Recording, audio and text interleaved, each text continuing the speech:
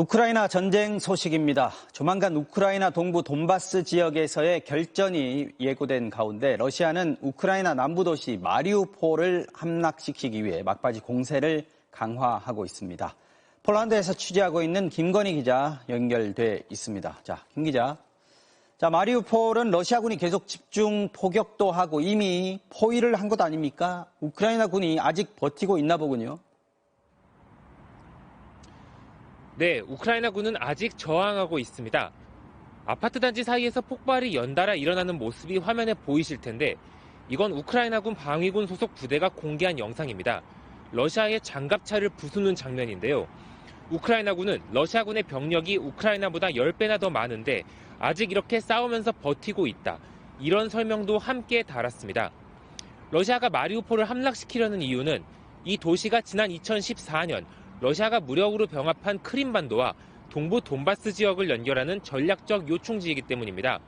러시아는 그동안 이곳을 최우선 공략 목표로 삼고 포위 공격을 계속해왔고 이미 도시 기반 시설의 90% 이상이 파괴됐습니다. 접근 자체가 쉽지 않기 때문에 식량 지원조차 제대로 되지 않고 우크라이나 측이 집계한 민간인 사망자만 1만 명이 넘는 전쟁의 피해가 가장 심각한 지역입니다. 자, 그러니까 버티고는 있지만 한계가 왔다. 마리우폴은 곧 러시아에 완전히 넘어갈 것 같다. 이렇게 봐야 되는 건가요? 네, 이 도시에 있는 우크라이나군 해병대는 마지막 결전을 앞둔 상황을 SNS에 올렸습니다. 탄약이 바닥나고 있어 오늘이 마지막 전투가 될 것 같다. 이미 병력의 절반가량이 부상자다. 라고 썼습니다. 보병은 모두 전사해서 군악대까지 동원돼 전투를 수행하고 있다고도 했습니다. 우크라이나 군 측은 이 지역에서 러시아군이 화학 무기를 사용했다는 주장도 제기했습니다. 무인기 드론에서 정체불명의 물질이 떨어졌는데 이로 인해 호흡이 힘들어지고 잘 걷지 못하는 사람들이 생겼다고 했습니다. 영국 국방부도 러시아군이 이 지역을 빨리 장악하기 위해 국제법상 사용이 금지된 화학 살상 무기인 백린탄을 쓸 수도 있다고 경고했습니다. 이미 폭격으로 폐허가 된 상태에서 러시아군이 퇴로까지 막고 포위하고 있는 이 도시엔 아직 12만 명의 주민이 남아있는 것으로 전해졌습니다. 폴란드 바르샤바에서 MBC 뉴스 김건희입니다. 아파트 단지 사이에서 연달아 일어나는 폭발. 우크라이나군이 러시아의 장갑차를 부수며 필사적인 항전에 나선 모습입니다. 남부도시 마리우폴은 도시 기반 시설의 90% 이상이 파괴되고 민간인 사망자는 1만 명을 넘어섰습니다. 이 지역에서는 러시아군이 화학 무기를 사용했다는 주장도 제기됐습니다. 무인기 드론에서 정체불명의 물질이 떨어졌는데 이로 인해 호흡이 힘들어지고 잘 걷지 못하는 사람들이 생겼다는 겁니다. 젤렌스키 우크라이나 대통령은 러시아군이 머물렀던 모든 곳에서 부차와 같은 짓을 저지르고 있다며 강하게 비판했습니다. Увесь світ запам'ятав назву міста Буча, але це просто один з символ злочинів російських військових. Можна взяти будь-яке інше місто з тих. 러시아의 우크라이나 침공 47일째, 우크라이나 동남부 지역에서 러시아군의 집중 공세가 예고되면서 긴장감은 고조되고 있습니다. 푸틴 대통령은 전쟁 이후 처음으로 서방 정상을 만났지만 성과는 없었습니다. 조국현 기자입니다. 러시아군과 군사작전을 함께 벌이고 있는 도네츠크 인민공화국 DPR군이 우크라이나 남부 마리우폴 항을 장악했다고 주장했습니다.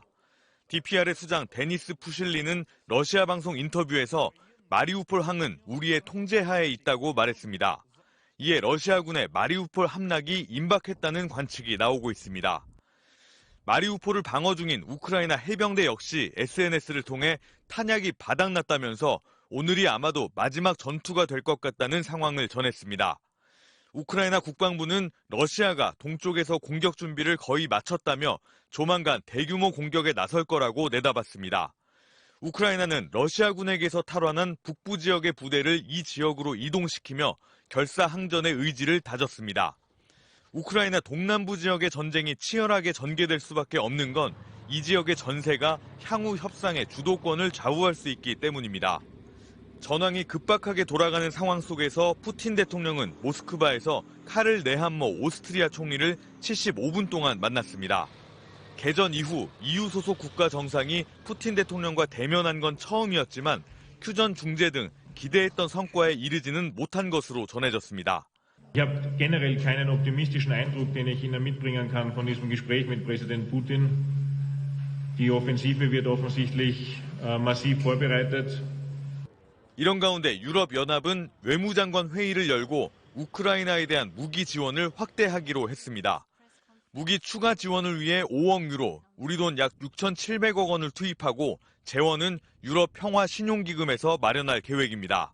MBC 뉴스 조국현입니다. 러시아가 우크라이나와 평화협상 중에도 동부 돈바스 지역에 대한 공세를 강화하는 등 공격을 멈추지 않고 있습니다. 유엔은 러시아의 우크라이나 인구 밀집 지역에 대한 공격이 전쟁 범죄에 해당할 수 있다고 경고했습니다. 윤지훈 기자입니다. 최근 촬영된 우크라이나 남부 도시 마리우폴의 위성사진입니다.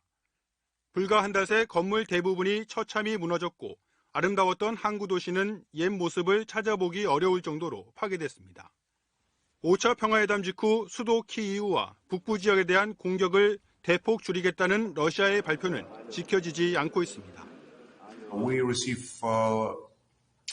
yesterday information. Right now, the Russian forces move away from Kyiv. It's not true.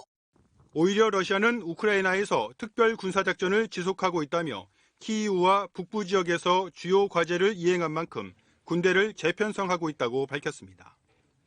전쟁의 구실이었던 동부 돈바스 지역 장악을 위해 화력을 집중하겠다는 겁니다. 동부 하르키우 지역에선 사용이 금지된 대인지뢰도 발견됐습니다. 국제인권단체 휴먼 라이트 워치는 우크라이나는 갖고 있지 않은 무기라며 러시아의 비인도적 행위를 비판했습니다. 유엔도 우크라이나 인구 밀집 지역에 대한 러시아의 무차별적이고 광범위한 공격이 전쟁 범죄에 해당할 수 있다고 경고했습니다. The massive destruction of civilian objects and the high number of civilian casualties strongly indicate that the fundamental principles of distinction, proportionality and 유엔에 따르면 전쟁 이후 현재까지 우크라이나에서 숨진 민간인은 최소 1,189명, 다친 사람도 2,000명 가까이 됩니다. MBC 뉴스 윤지윤입니다.